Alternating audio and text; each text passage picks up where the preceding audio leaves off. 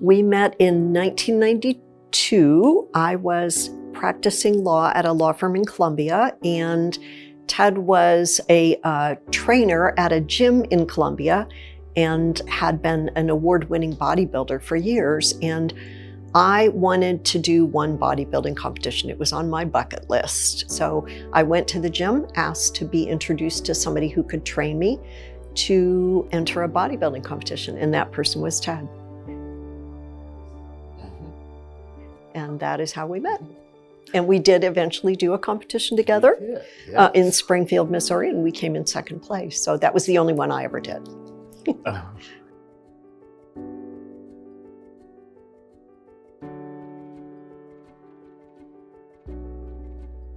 So my name is Ted Glasgow, and I'm the recipient of a transplant, a kidney transplant. You know, transplant was something I didn't know a lot about. I worked in a hospital, so I knew about dialysis a little bit. I knew about transplants a little bit, but there's so much more to it than what I would ever have dreamed. I'm Laurie Hines, and currently my position, my job is the director of the Missouri Kidney Program, which is a state-funded program, and it serves people in Missouri who have end-stage renal disease and transplant. My personal commitment and reason for having this position, for being here today, is that I'm a living donor.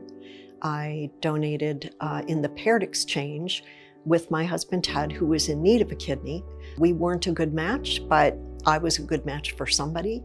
And so we switched or swapped kidneys. Mine went to a woman in Minnesota and Ted's came from New York. So it was a three-way swap, and 3 different people got wonderful kidneys that were suited for them. I just come back from the North American Championships in Pittsburgh. And on the flight back, you know, I wasn't feeling real good, but usually after the sacrifices you go through with a contest, you don't feel real good. So I didn't think too much about it, but symptoms kept persisting to the point where I went to a walk-in clinic. And at first they thought it was just the virus, gave me a CPAP machine. We did that a couple of times, I felt better. But then it came back again. So I went back to the walk-in clinic, and this time they told me to go straight to the hospital, and it was pretty much a whirlwind after that. I was on dialysis for 2 years. You know, I'm thinking I didn't want to do this the rest of my life. Dialysis is probably the closest thing to hell that I've ever experienced. I became a living donor because the love of my life needed a kidney. So my job was to find a way to get him transplanted. And when I ended up being the only one that had a kidney that could be a good match for someone, I stepped up and said, let's get it done.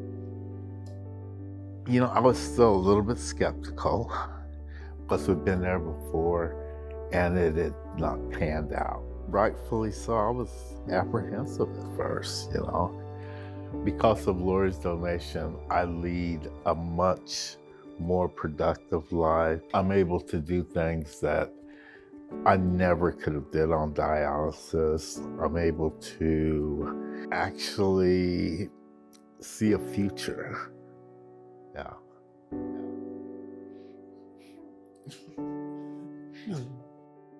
You know, I've been able to travel a little bit. I was able to compete a couple more times. Somebody's gonna give you one of their organs. You know, this is Adam and Eve stuff. I mean, you just don't see that every day. Yeah. So yeah, how could it not bring our relationship so much closer? I'm so proud of Missouri in this space of transplant. We are very fortunate, and our wait list for kidneys particularly is not as long as many other states. I believe that in the larger states, the wait can be as long as 10 years. Me being in pretty good shape gave me an advantage because they want to give transplants to people who they're sure will have more success. Gift of life, I think, is much more about the blessing of deceased donors and their families who literally do give life to somebody. Living donors, I think my gift is more about health. So I would strongly encourage people to do everything they can to stay healthy, regardless of the potential for chronic disease, regardless of whether they're going to donate life or donate health, is to stay healthy themselves. Sign up today at donatelifemissouri.org.